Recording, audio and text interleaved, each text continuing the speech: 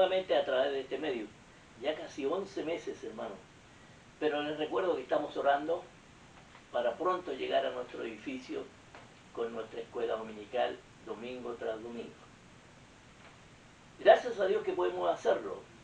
A veces es difícil, hermano, a veces es complicado, pero podemos hacerlo con la ayuda de Dios. El tema que inició la escuela dominical en el domingo pasado fue lidiando con las emociones del ser humano. Y el domingo pasado se vio en la sesión 1 llevando el duelo. Hoy, continuando con el tema lidiando con las emociones, en esta sesión 2 tenemos encauzando la ira. Encauzando la ira. Una emoción que conocemos todos, sin excepción. Aquí todos conocemos qué es la ira.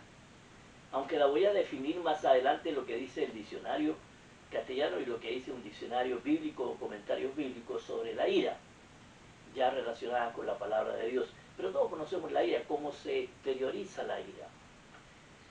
Y la ira es muy propia, es una emoción muy propia del ser humano. Parece que nacemos con ella. O si no ha visto usted en la calle un niño con una rabieta. Caray, si le es difícil a los padres terminar con ese problema, ¿verdad? Cada uno tenemos la experiencia, esa experiencia. Pequeñitos, con una rabieta, exteriorizando la ira. Y ahora como adultos, ¿qué más, verdad? Sobre todo cuando las circunstancias que la provocan son externas, no son nuestra culpa. Ahí es cuando más la ira sale a flote. Aunque también dice aquí en la definición que busqué, que la ira a veces algunas personas no la exteriorizan, sino que la guardan. Y después, de acuerdo a su comportamiento, a su forma de ser, van poco a poco drenando esa ira y causando los problemas que ellos quieren. Bueno, vamos a orar para ver el tema o el pasaje bíblico que tenemos para el día de hoy. Amado Padre Celestial, amado Dios, estamos muy contentos porque podemos estar en el día de hoy alrededor de tu palabra. Aprender de ella, sobre todo con este tema y con este título tan importante que nos sugiere para el día de hoy. Gracias por tu compañía, gracias por cada uno de mis hermanos que están observando o que observarán más adelante. Gracias, amado Dios, por Cristo nuestro Salvador, por tu Santo Espíritu que nos inspira a adorarte. Y hoy en la mañana, Señor, analizaremos un pasaje de la Biblia. Y nosotros estamos contentos porque aprenderemos de él. Oramos en el nombre de Cristo, nuestro Señor y Salvador. Amén. El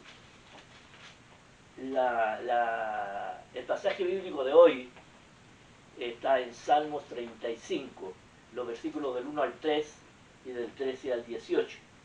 Y yo quiero leer ese pasaje completo. Dice así: disputa, oh Jehová, con los que contra mí contienden. Pelea contra los que me combaten. Echa mano al escudo y al pavés y levántate en mi ayuda. Saca la lanza, cierra contra mis perseguidores. Di a mi alma, yo soy tu salvación. Los versículos 4 al 12 dicen lo siguiente: sean avergonzados y confundidos los que buscan mi vida. Sean vueltos atrás y avergonzados los que mi mal intentan. Sean como el tamo delante del viento y el ángel de Jehová los acose. Sea su camino tenebroso y resbaladizo, y el ángel de Jehová los persiga. Porque sin causa escondieron para mí su red en un hoyo, sin causa cavaron hoyo para mi alma. Véngale el quebrantamiento sin que lo sepa, y la red que él escondió lo prenda, con quebrantamiento caiga en ella. Entonces mi alma se alegrará en Jehová, se regocijará en su salvación. Todo mi hueso dirá: Jehová, ¿quién como tú? consuelas al afligido del más fuerte y que él, y al pobre y menesteroso del que le despoja. Se levantan testigos malvados de lo que no sé, me preguntan. Me devuelven mal por bien, para afligir a mi alma. Pero yo cuando ellos se enfermaron, me vestí de cilicio, afligí con ayuno mi alma, y mi oración se volvía a mi seno. Como por mi compañero, como por mi hermano andaba, como el que trae luto por madre, el lutado me humillaba. Pero ellos se alegraron en mi adversidad y se juntaron. Se juntaron contra mí gentes despreciables y yo no lo entendía. Me despedazaban sin descanso. Como lisonjeros, escarnecedores y truhanes, crujieron contra mí sus dientes. Señor, ¿hasta cuándo verás esto? Rescata mi alma de sus destrucciones, mi vida de los leones. Te confesaré en grande congregación, te alabaré entre numeroso pueblo. Ese es todo el pasaje del versículo 1 al 18, donde está inmersa la lección de hoy. Ahí el salmista está expresando su sentir, su enojo, quizás su ira, porque hay gente que, si nosotros leemos este salmo y la vida de David, hay gente que él conocía y que ahora está en contra de él. Lo persiguen por algo que él no hizo. Y habla en forma alegórica, me despedazan, crujen sus dientes y bueno, tantas cosas que vamos a ver. Pero hay una cosa importante en este pasaje. David da a conocer su enojo, se lo da a conocer al Señor, pero en ningún momento dice que él tomará las cosas en su mano. Y esto es lo importante. Ahí está la lección de esta mañana. Primeramente nosotros vamos a definir qué es la ira. Todos la conocemos, pero la vamos a definir cómo la ven lo que hacen los diccionarios. ¿Cómo la ven? En el diccionario español dice lo siguiente. En psicología, la ira se suele considerar una de las emociones primarias. En principio es automática y tiene una función adaptativa de respuesta ante un estímulo, que puede ser externo, respuesta automática a veces. Sin embargo, cuando la ira no se procesa en forma correcta, da paso al rencor, que sería una emoción secundaria, en ocasiones también llamado sentimiento, y que se caracteriza por la violencia y el odio patológico. Y ahí se pone más complicado y más peligroso. Una persona iracunda no siempre actúa con agresividad, y aquí hay un caso importante de la ira. Mire, una persona iracunda no siempre actúa con agresividad. La ira también se puede manifestar en forma pasiva, por ejemplo, a través de manipulaciones o comportamientos compulsivos. Interesante, ¿verdad? Ahora, ¿qué dice el diccionario bíblico? La ira en la Biblia. En el Antiguo Testamento, como en el Nuevo Testamento, se hace referencia en varias ocasiones a la ira. Por ejemplo, una recomendación de Proverbios 29:11. El necio da rienda suelta a su ira, pero el sabio sabe dominarla. Clarito, ¿verdad? Esa recomendación está clarita. O acá en Santiago 1:20, ahora en el Nuevo Testamento, porque la ira del hombre no obra la justicia de Dios. Y eso es lo importante. La ira del hombre no obra la justicia de Dios, no actúa conforme a la voluntad de Dios. También se habla de la ira de Dios. Por ejemplo, en Salmo 7:11 dice, Dios es juez justo y Dios está airado contra el impío todos los días. Eso es justicia. Está airado contra el impío todos los días. Ahora en Romanos 12:19 dice, no os venguéis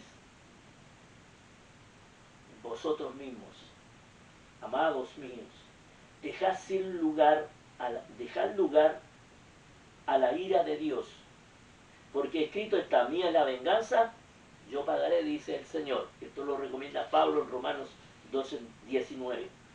Este es un tema complejo, lo de la ira, y existen varios estudios, hermanos, que abordan este asunto basado en las Sagradas Escrituras y en reflexiones teológicas. En el cristianismo se puede entender que la ira de Dios no se corresponde con la ira humana, y es fruto del amor divino.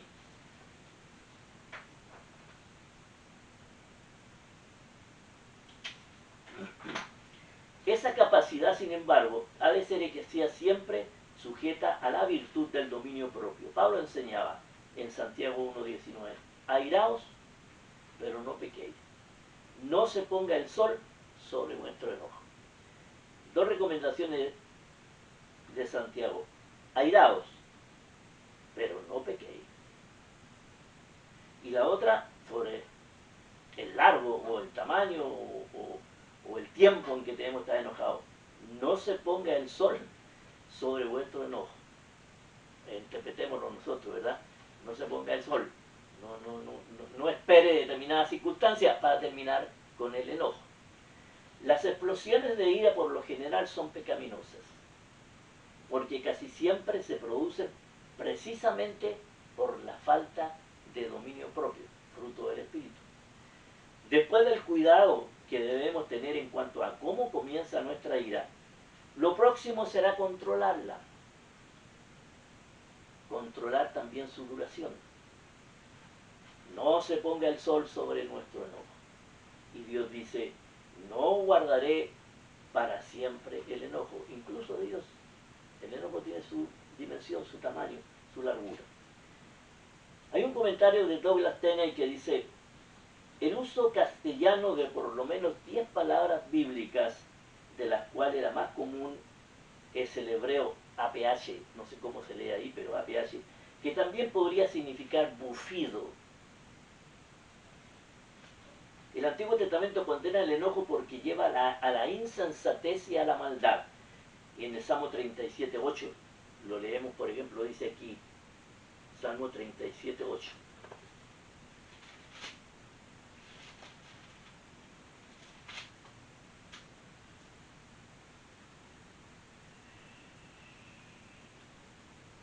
Dice: deja la ira y desecha el enojo.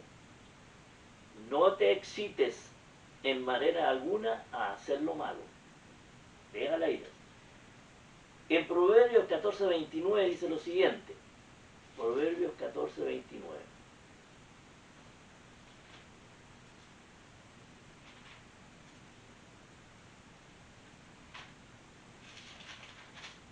Dice sí: el que tarda en airarse, esta es una recomendación de Proverbios 14:29. Y dice así: el que tarda en airarse es grande de entendimiento, mas el que es impaciente de espíritu enaltece la necedad. Está claro, esta recomendación de Proverbios está clara, está muy clara. Y porque la venganza es del Señor, ya la hemos visto: mía es la venganza, dice el Señor. En Romanos, ¿verdad? Ya lo leímos. En el Nuevo Testamento, el enojo se encuentra entre las emociones que provocan la ira de Dios. En Efesios 5:6 leemos lo siguiente. Efesios 5:6.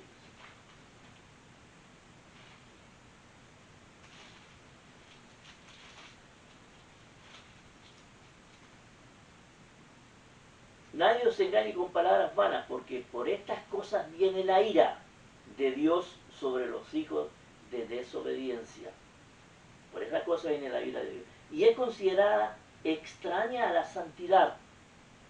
Primera de Timoteo 2:8. Veamos Primera de Timoteo 2:8. Es considerada, dice, extraña a la santidad. Primera de Timoteo 2:8. Quiero pues que los hombres oren en todo lugar, levantando manos santas, sin ira ni contienda. Lo que querría decir que si hay ira y contienda, la oración no vale de nada, ¿verdad? Es extraña la santidad. Sin embargo, existe una ira justa, como cuando Jesús condenó el mal uso del templo. Lo leemos en Juan capítulo 2, ¿verdad? La corrupción de los niños, lo leemos en Marcos 9:42. Y la falta de compasión en Marcos 3:5. Esa es la ira. La Biblia lo trata extensamente, hermano. Y la ira es contraria a la santidad. Entonces vamos a ver qué aprendemos de lo que hemos leído, como estos pasajes, este pasaje de Salmo 35 que leímos, ¿verdad? Vamos a ver qué nos enseña la palabra de Dios.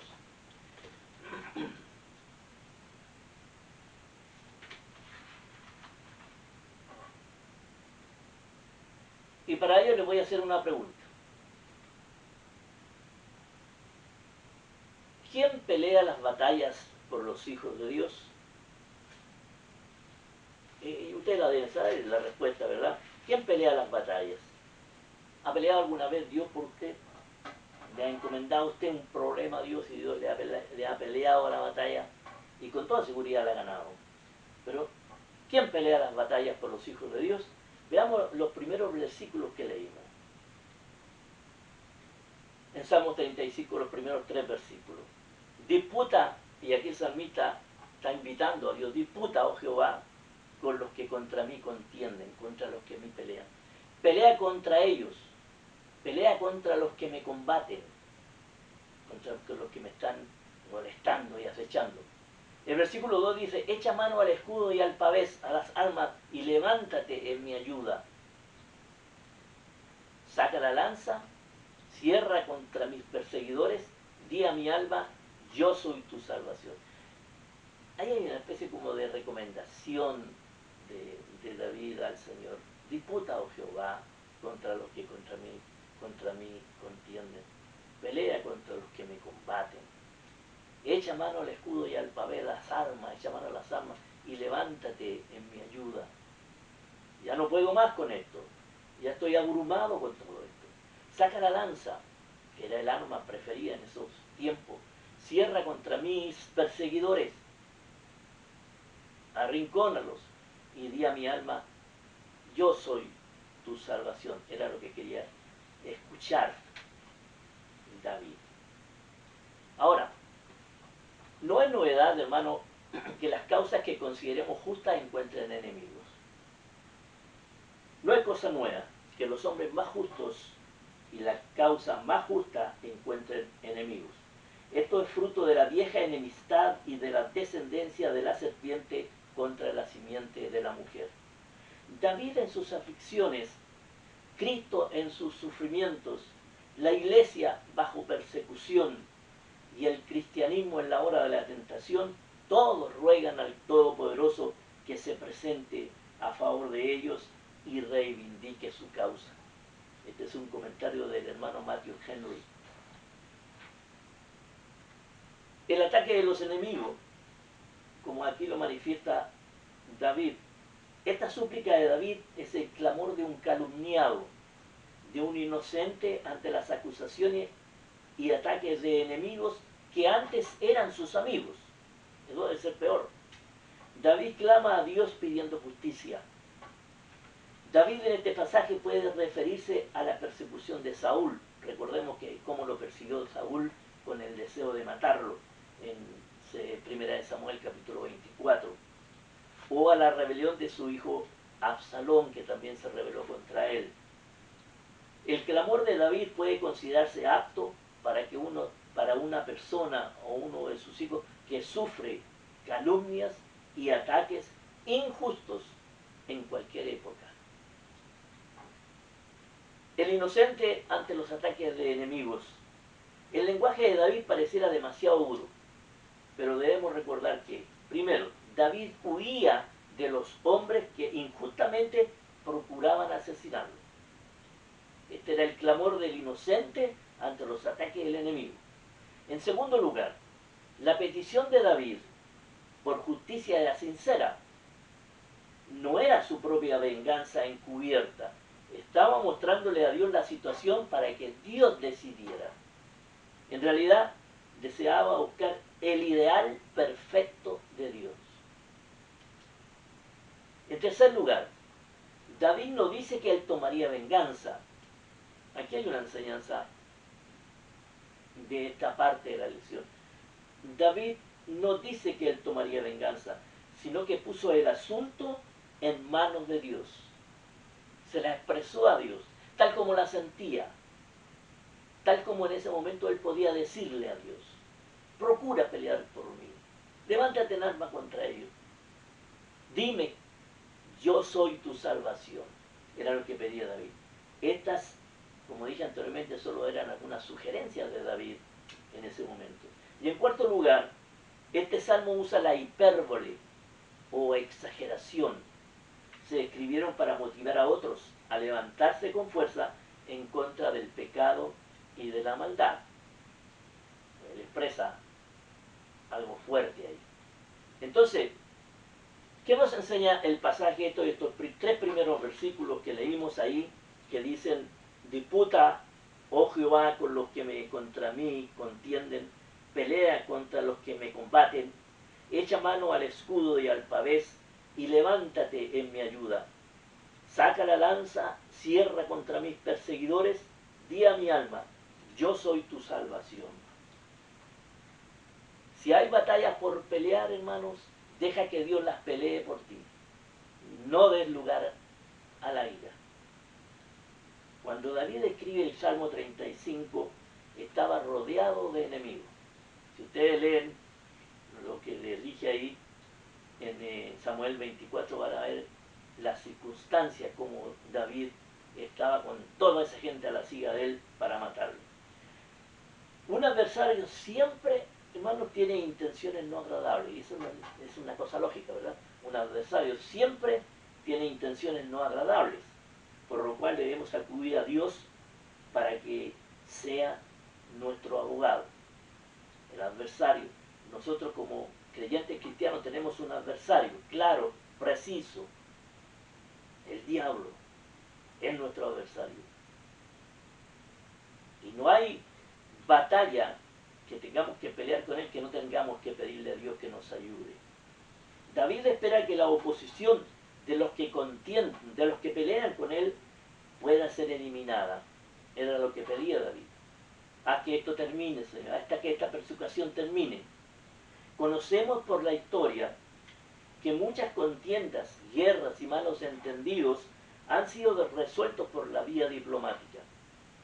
Pero hay casos en que el adversario no tiene ningún interés en buscar una solución. Puede ser entre dos personas, donde uno de ellos no tiene ningún interés en buscar solución, sino en pelea, simplemente en pelea. Entonces no hay cosa mejor, hermanos, que clamar por la causa con palabras a Dios, con palabras sabias, y exponer la injusticia del adversario que busca el mal. Ahí es cuando tenemos que acudir a Dios. Exponerle el problema porque estamos atravesando. David lo hizo.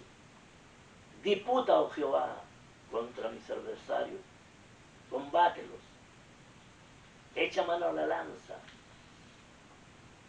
Cuando tengamos un problema, hermano, cuando estemos ante un adversario real, cuando tengamos un problema en el cual nosotros queramos hacer la paz y no hay posibilidad de hacerla, lo mejor es acudir al Señor en oración, con palabras sinceras, precisas, explicando el asunto a Dios. Él desea escucharnos claramente. No que eludamos la posibilidad de que Dios responda y solucione el problema conforme a su voluntad. Esa es una situación. La otra, hermano, otra cosa que debemos decir: si el enemigo busca tu mal, confía en Dios que te ayudará.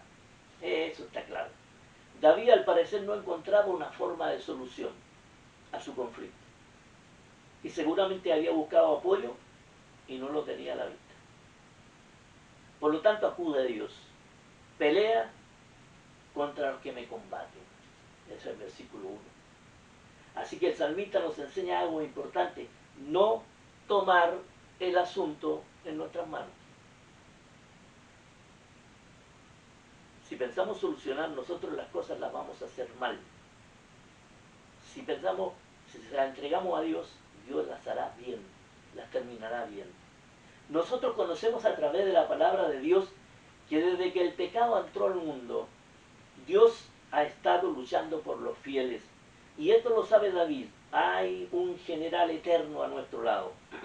En 1 Colosenses 1:28 leemos: a quien anunciamos, amonestando a todo hombre y enseñando a todo hombre en toda sabiduría, a fin de presentar perfecto en Cristo a Jesús, en Cristo Jesús a todo hombre. Lo leo de nuevo. A quien anunciamos, amonestando a todo hombre y enseñando a todo hombre en toda sabiduría, a fin de presentar perfecto en Cristo Jesús a todo hombre. Esta es una lucha frecuente contra el enemigo, como la enfrenta Pablo. Leamos 1 Colosenses 1:29, para lo cual también trabajo, luchando según la potencia de Él, la cual actúa poderosamente en mí. Los creyentes cristianos siempre estamos en lucha, constantemente en lucha. Tenemos un poderoso enemigo, pero cada vez que tengamos la oportunidad debemos presentarle a Dios cuál es el problema, cuál es la dificultad, para que Dios la pueda luchar y la pueda solucionar. Si un enemigo te quiere destruir, recuerda que Dios es tu Salvador. En toda batalla, aquí en el salmista David, pide que Dios actúe a su favor y reconoce finalmente en el versículo 3 al final: Dios es mi salvación. Debemos conocer que la Biblia afirma que el fiel creyente cristiano se encuentra siempre en un conflicto, que en momentos puede ser feroz, pero que Dios es quien lo salva. Lo podemos leer en Proverbios 21:31. Bueno, vamos a leer este versículo. Proverbios 21:31.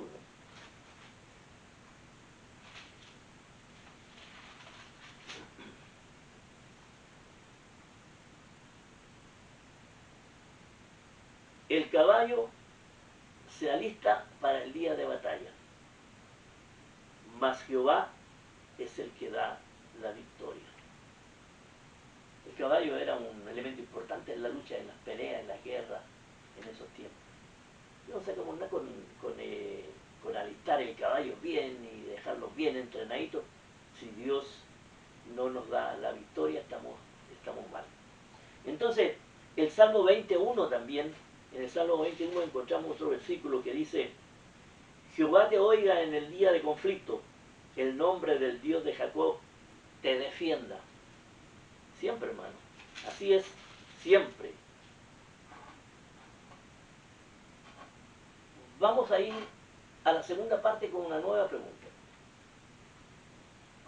¿Debemos analizar nuestra situación antes del enojo? Esa es una pregunta. ¿Debemos analizar nuestra situación antes del enojo? Pareciera que es conveniente, ¿verdad? Porque no sea que nos enojemos por nada, o nos enojemos por algo que estamos equivocados. Vamos a ver qué nos dice la Biblia en Salmo 35, del 13 al 14, 13 y 14. Dice: pero yo, cuando ellos se enfermaron, los enemigos, estos que ahora lo combaten, me vestí de cilicio, como lo hacían los que acompañaban en el sufrimiento en el tiempo. Afligí con ayuno mi alma, y mi oración se volvía a mi seno. Ahora, en esa expresión de mi oración se volvía a mi seno, la oración seguramente no era contestada, dicen algunos, o esa oración David la hacía sabiendo que no estaba haciéndola bien, no sé. Es lo que dice: y mi oración se volvía a mi seno, se volvía a mí, no llegaba. Y el versículo 14 dice: como por mi compañero, como por mi hermano andaba, como el que trae luto por su madre, enlutado me humillaba. Imagínense cómo era de solidario con el que sufría David. David dice: yo era solidario con esta gente. Yo sufría tanto como ellos. Yo me vestía en las condiciones que lo hace el que acompaña en el sufrimiento. Y ahora lo estaban persiguiendo, ahora lo trataban de matar. Bueno, miren ustedes, en el versículo 15. Pero ellos se alegraron de mi adversidad y se juntaron contra mí gentes despreciables, y yo no lo entendía, me despedazaban sin descanso. Imagínense, él había sido solidario con ellos, ahora todos se olvidaban. No sé si a ustedes les recuerda eso o lo van asociando con otro hecho significante para la vida del cristiano, igual que este. Pero ellos se alegraron de mi adversidad y se juntaron contra mí gentes despreciables, y yo no los entendía. Me despedazaban sin descanso, como lisonjeros, escarnecedores y truhanes, urgieron contra mí sus dientes. Imagínense usted.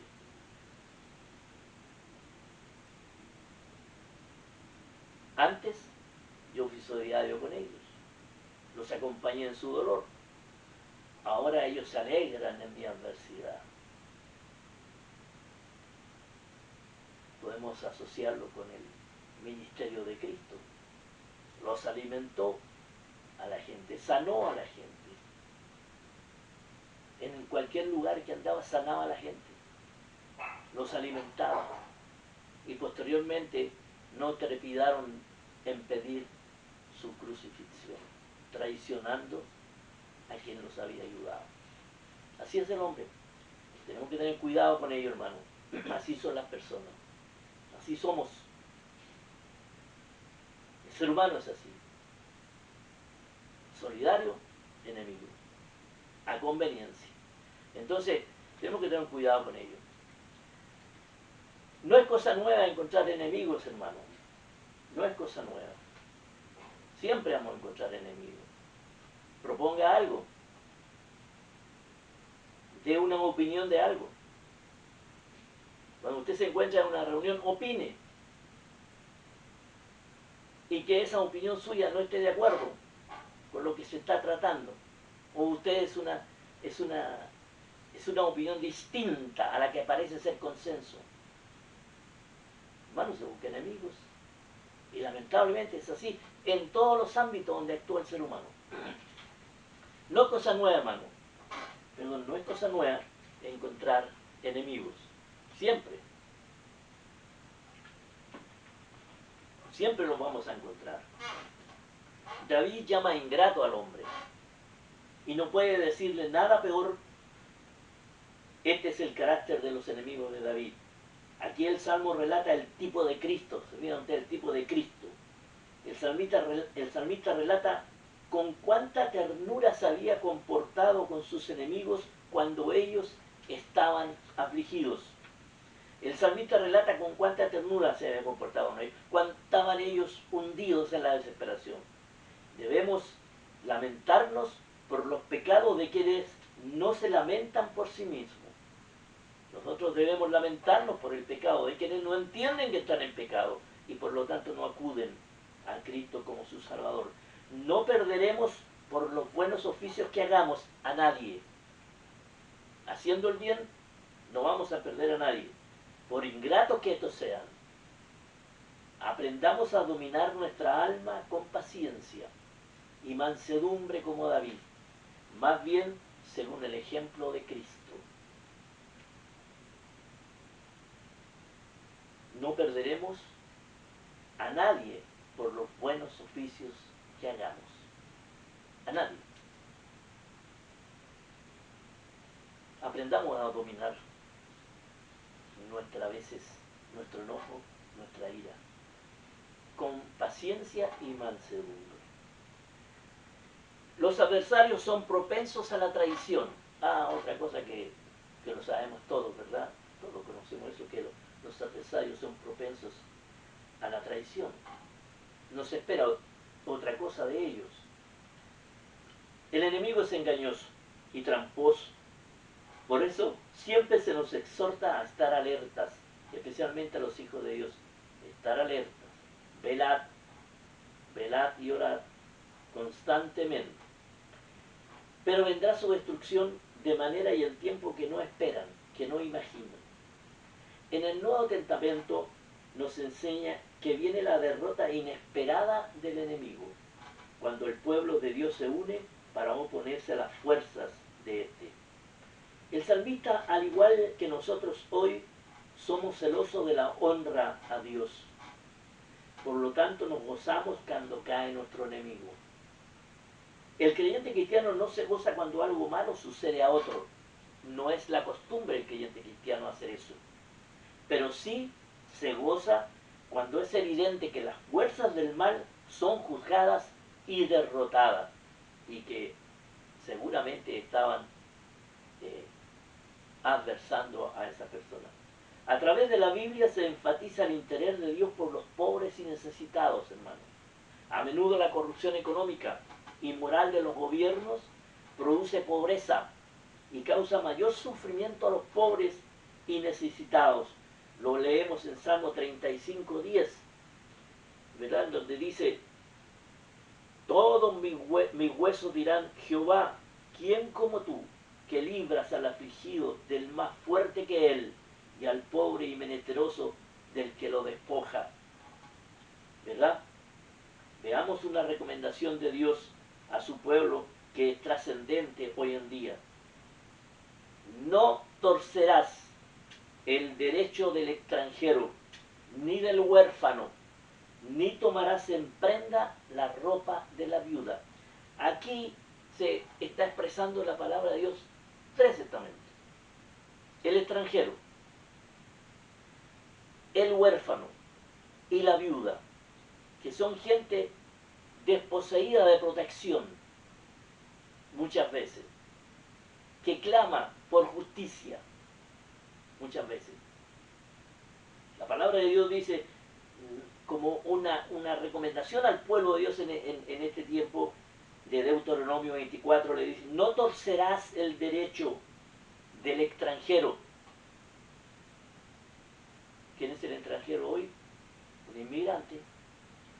Ni del huérfano, los niños que están encerrados sin sus padres. Ni tomarás en prenda la ropa de la viuda, la que queda sin sostén. Dios guarda de estos estamentos, hermanos. Dios protege a esta gente. Dios batalla por esta gente. Deuteronomio 24:7. Hoy es evidente el atropello a ese mandato de Dios, y los creyentes cristianos debemos orar para derrotar este atropello que produce ira. Hermano, ya lo hemos visto en nuestros países, cómo la destrucción ha venido por la ira que produce en el desposeído, en el que se considera abandonado por un gobierno. Lamentablemente es así. La ira, ahí está expresada la ira en su máximo toque, a lo máximo, en la destrucción del pueblo, en la destrucción de la propiedad privada. Aprendamos a dominar la ira con paciencia. Los creyentes cristianos siempre están expuestos a la maldad del maligno. La oposición a nuestra vida espiritual toma forma de calumnias y engaños. En el versículo 6, David indica que hubo escarnio y mofa colectiva de sus enemigos. El diablo aprovecha lo inestable de las personas para hacer daño al piadoso. A veces, cuando la respuesta a nuestra oración se retrasa, es fácil suponer que Dios no contesta nuestras oraciones. Dios escucha cada oración, pero contesta de acuerdo con su sabiduría y de acuerdo a su voluntad. No permita que la ausencia de una respuesta inmediata lo lleve a dudar y lo cobije la ira, y lo lleve a resentirse contra Dios. Si a usted lo están acusando injustamente, quizá la reacción natural sea la de atacar con fiereza en venganza o planear una defensa detallada. En lugar de eso, pida a Dios que pelee su batalla. Él limpiará su nombre ante los ojos de quienes realmente importa. ¿Qué nos enseña este pasaje de Salmo 35, los versículos 13 al 16? común ver esta situación de volver mal por bien. David expresa con claridad que sus intenciones hacia sus detractores o enemigos han sido nobles y justas en todo momento, mientras ellos le han regresado mal por bien. Está molesto, quizás enojado, pero no ha dado lugar a la ira, que podría haber sido fatal para sus contrarios. Recordemos que él era el rey de Israel y tenía un ejército con él. Agrega además que cuando sus enemigos caían enfermos, él expresaba su sentir vistiéndose de cilicio, como lo hacían los que ayudaban o los que se condolían con los enfermos. La vestidura de los dolientes, y de esta forma se identificaba con el dolor de ellos. David oraba por ellos, pero dice que la oración volvía a su seno. En el versículo 13 leemos así: posiblemente Dios no contestaba su oración y lo tenía en un proceso de enseñanza, asegurándole que él asumiría la solución final del problema. Las expresiones de David nos enseñan cómo proceder ante nuestros adversarios temporales o ante el adversario constante que es el diablo, dejando todo en las manos de Dios. Pensemos en qué hizo David ante sus enemigos y qué debemos tomar como enseñanza. Primero, fue a ellos como compañero mostrando su amistad. Segundo, fue a ellos como un hermano mostrando su bondad. Tercero, sentía dolor cuando ellos sufrían, tan intenso dolor como cuando se está de duelo por la muerte de la madre. Y en cuarto lugar, mostró más que respeto y amor por aquellos que buscaban destruirlo. En algunas ocasiones las burlas son por problemas que no hemos buscado. En el versículo 15, David se lamenta diciendo: se alegraron en mi adversidad. Ahora, esto no significa necesariamente que los que adversaban a David eran la causa de los problemas que tuvo. La realidad es que como Edom se gozaban al ver que David estaba pasando por tribulaciones en ese momento. Desde nuestro punto de vista, quizá es más indignante. David dice: se juntaron contra mí gente despreciable. Esto nos lleva a un día futuro cuando el mismo pueblo que buscaba sus milagros sería el que clamaba por la muerte de Jesús. Lucas 23, 18, 21 leemos eso. Entendemos entonces, por más que buscó David una explicación o entender el comportamiento de sus enemigos, no la encontró. Que la burla o la beligerancia de quienes nos rodean no nos lleve a la ira, hermanos, o al odio, que es irracional y diabólico. Ahora, el enemigo de cualquier tipo puede destrozar una vida, no hay duda. Es realmente dramático lo que describe David con respecto al odio de sus angustiadores. Tengamos presente que no todas las expresiones son literales. Debemos tener esto presente. Por ejemplo, no lo despedazaron sin descanso, como dice en el pasaje leído, en el sentido literal de la palabra, pues no lo hicieron pedazos. El asunto que explica David es que sus enemigos no descansaron en el intento de ver destrozada su vida. El acusador generalmente se constituye en el asesino del carácter y la reputación. De eso sí, lo vemos siempre. Destruye la autoestima y lo desacredita ante las personas. El versículo 6 dice, que leímos, el versículo 16 que leímos dice: crujieron contra mí sus dientes, expresión para graficar la ira de sus angustiadores. Leamos en Hechos 7:54. Hay un versículo de Hechos 7:54.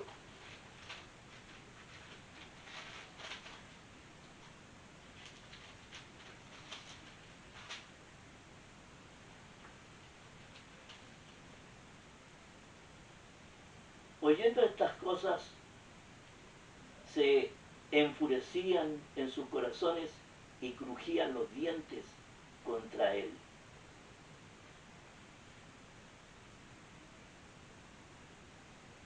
Al igual que David, en su tiempo, en el Salmo, crujieron contra mí sus dientes. Pablo explica lo mismo. Crujían sus dientes contra él. Una persona que expresa furia aprieta los dientes, ¿verdad? Los muestra. Bueno, esa es la expresión externa de la ira. Y es que cuando la adversidad no tiene sentido, debemos estar alertas. Cuando el ataque parece irrazonable, la ira y el enojo parecen estar justificados, pero no lo están. Vale la pena notar que en ningún momento David regresa mal por mal. Cristo dijo: amad a vuestros enemigos, haced bien a los que os aborrecen, bendecid a los que os maldicen y orad por los que os calumnian. En Lucas 6, 27, 28. Bien, hermanos, voy a la tercera pregunta para entrar a la tercera parte. Dice, la pregunta es otra pregunta. ¿Dejamos la ira en las manos de Dios? Cada uno de nosotros sabe si lo hace o no, ¿verdad? Bueno, ¿dejamos la ira en las manos de Dios? Según nuestra experiencia podemos contestar esa respuesta, contestar esa pregunta. Veamos qué nos dice Salmos 35, 17 y 18. El versículo 17 dice: Señor, ¿hasta cuándo verás esto? Esa es una pregunta de David, ya cansado, ¿verdad?, de ver todo esto. ¿Hasta cuándo verás esto? Rescata mi alma de sus destrucciones, mi vida de los leones. El 18 dice: te confesaré en grande congregación, te alabaré entre numeroso pueblo. Esos son los versículos, los dos últimos versículos de la elección. Ya David está expresando: ¿hasta cuándo verás esto, Dios mío, que me está sucediendo? Rescata mi alma de sus destrucciones, rescata mi vida de los leones. La palabra de Dios nos dice que el diablo anda como león rugiente alrededor nuestro, buscando a quien destrozar. Ese es nuestro enemigo. Y él lo graficaba así: mi vida de los leones. Te confesaré en grande congregación, te alabaré entre numeroso pueblo, cuando ya todo esto termine. Frecuentemente hacemos esta pregunta: Señor, ¿hasta cuándo? Es una elocuente petición de David, hermanos, a un Dios justo, para que ejecute juicio sobre los enemigos de Dios y que persiguen a su pueblo. David se muestra hablando honestamente delante de Dios, admite que a él le parece que Dios es pasivo e indiferente. Es el pensar de David en estos últimos versículos. Su ruego es que le rescate de esa angustia. Se sentía tan mal que le parecía que leones estaban tras él. Quizás podemos objetar esta oración de David, pues pensamos que un cristiano no debería orar así, y que Jesús nunca se expresó de esta manera.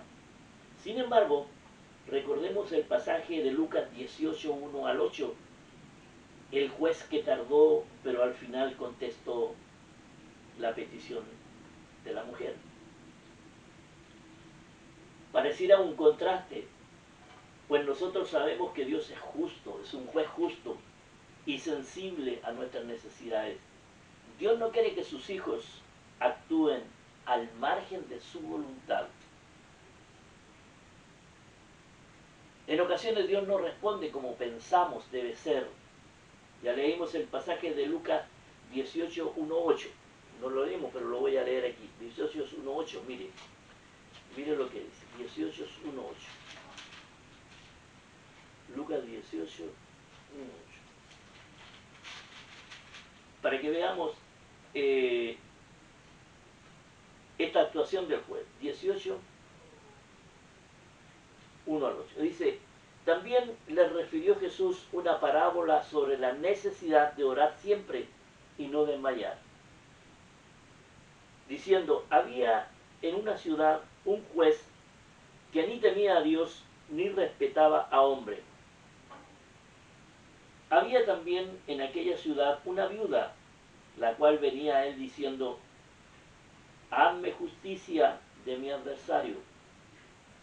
Y él no quiso por algún tiempo, pero después de esto dijo adentro de sí, aunque ni temo a Dios, ni tengo respeto a hombre, sin embargo, porque esta viuda me es molesta, le haré justicia. No sea que viniendo de continuo me agote la paciencia.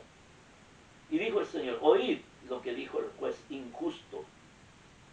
¿Y acaso Dios no hará justicia a sus escogidos que claman a Él día y noche? ¿Se tardará en responderles? Os digo que pronto les hará justicia, pero cuando venga el Hijo del Hombre, ¿hallará fe en la tierra?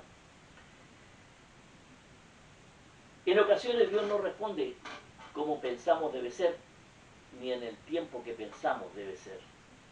Nosotros como hijos de Dios hacemos bien en exponer nuestras quejas delante de Él.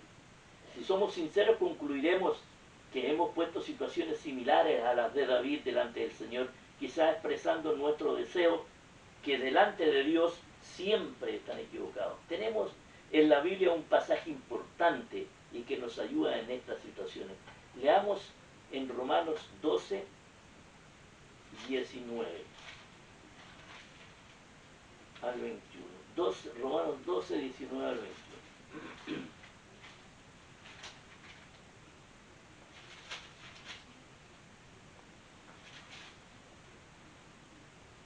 No vengáis en la exhortación de Pablo a los romanos.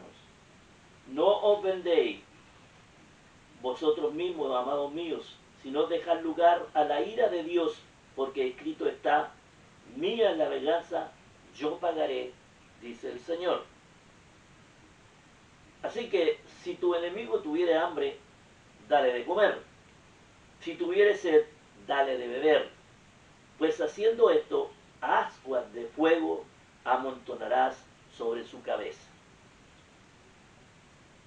No seas vencido de lo malo, sino vence con el bien al mal. Esa es la recomendación de Pablo. Y esa es la recomendación también de David en el pasaje. Él no pagaba mal por mal. Tenemos que dejar el asunto que nos preocupa en las manos de Dios.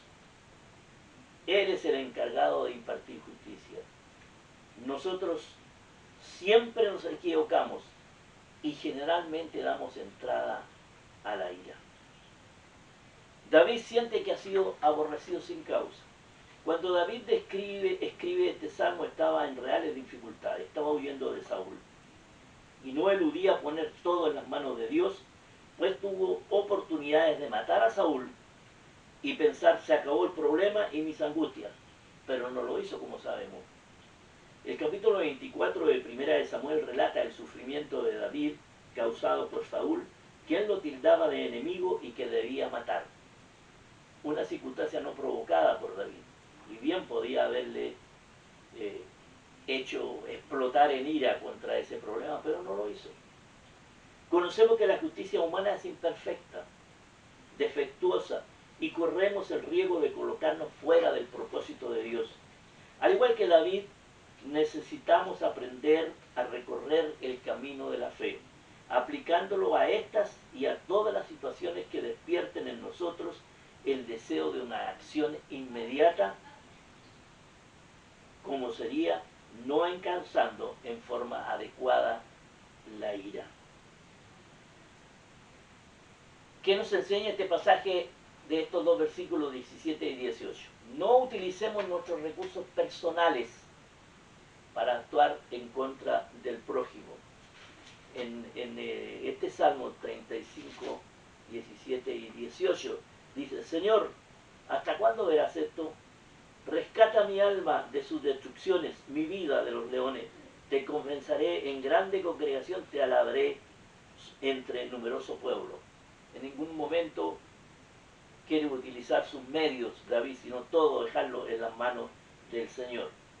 Si nos fijamos bien, David era el rey de Israel, con todas las posibilidades de arrasar contra sus enemigos, vengándose del maltrato del cual era objeto. Él contaba con gente valiente a su lado, usó estas fuerzas militares para lograr su venganza personal. La historia bíblica nos relata cuando Saúl perseguía a David. David tenía gente valiente a su lado. Y David tuvo 2 veces la oportunidad de matar a Saúl y no lo hizo, esperando la voluntad de Dios y no pasando a llevar el tiempo de Dios. No dio lugar a la ira. La ira es una mala consejera, indudablemente. En forma similar, ahora nosotros conocemos, Cristo fue al desierto, Satanás lo tentó a usar las huestes celestiales para probar su divinidad. Pero Jesús no sucumbió a esta tentación, sino más bien respondió con la palabra de Dios, y lo vemos en el capítulo 4 de Mateo, de los versículos 4 al 7. En forma similar, cuando Cristo fue al desierto y lo tentó Satanás, él no echó por tierra su divinidad, ni echó por tierra la posibilidad de enfrentar a Satanás por medio de la palabra de Dios. Y no sucumbió a esta tentación, sino más bien, como decía anteriormente, utilizó la palabra de Dios. Observemos entonces en estos versículos 17 y 18 que David dejó el asunto en las manos de Dios. No dejó que las emociones de la ira y el enojo, ni sus recursos personales, lo llevaran a cometer un pecado delante de Dios. No nos sintamos solos ante la agresión injusta que nos provoca la ira. David pregunta, Señor, ¿hasta cuándo verás esto?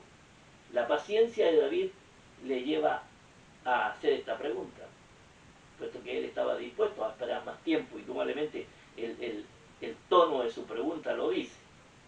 Para nosotros los creyentes cristianos, la paciencia es parte del fruto del Espíritu. Gálatas 5:22. Sin embargo, también tenemos el derecho a hacer esta pregunta. Cuando sentimos ansias por ver que Dios actúe en determinada situación, debemos tener paciencia, sabiendo que Dios tiene todo bajo su control. Nuestra alabanza a Dios debe estar siempre presente, y eso fue lo que David expresa en el último versículo. Cuando David en el versículo 17 pide a Dios que rescate su alma de los leones, está destacando la ferocidad del ataque que está sufriendo y que parece no tener fin. Pero al mismo tiempo, y aquí está la enseñanza, sabe que tarde o temprano será vindicado, porque Dios es justo y estable y establece la justicia. Por lo tanto, ya piensa en el día cuando confesará en grande congregación la respuesta de la voluntad de Dios, que es agradable y perfecta. Romanos 12:2. Y leemos en el último versículo del Salmo 35, y mi lengua hablará de tu justicia y de tu alabanza todo el día. Eso está en el versículo 28 de Salmo 35. Y mi lengua hablará de tu justicia y de tu alabanza todo el día. Conclusión, hermanos. David no se dejó gobernar por la ira personal. Es la recomendación que nos está haciendo la lección de la escuela dominical hoy. Confió en Dios sabiendo que juzgará con rectitud. La Biblia enseña sin equivocación que la ira del hombre resulta en fracaso y vergüenza. En el Salmo 37:8, que ya lo leímos anteriormente, dice lo siguiente, les recuerdo, 37:8, deja la ira y desecha el enojo, no te excites en manera alguna a hacer lo malo. Y en Proverbios 14:29, que también leímos, pero voy a repetir, 14:29 para la conclusión, dice, el que tarda en airarse es grande en entendimiento, mas el que es impaciente de espíritu enaltece la necedad. Como hijos de Dios debemos hacer todo lo posible por expresar emociones honestas. Miren lo que dice en Santiago, acá en el Nuevo Testamento, en 19 y 20, dice así: porque la ira del hombre no obra la justicia de Dios. Ese es el versículo 20. Y el 19 dice: por esto, mis amados hermanos, todo hombre sea pronto para oír, tardo para hablar, tardo para irarse. Porque la ira del hombre no obra la justicia de Dios. Nuestra respuesta no es acceder al enojo desenfrenado, ni debe ser prolongado. Efesios 4:26, que nos dice Efesios 4:26.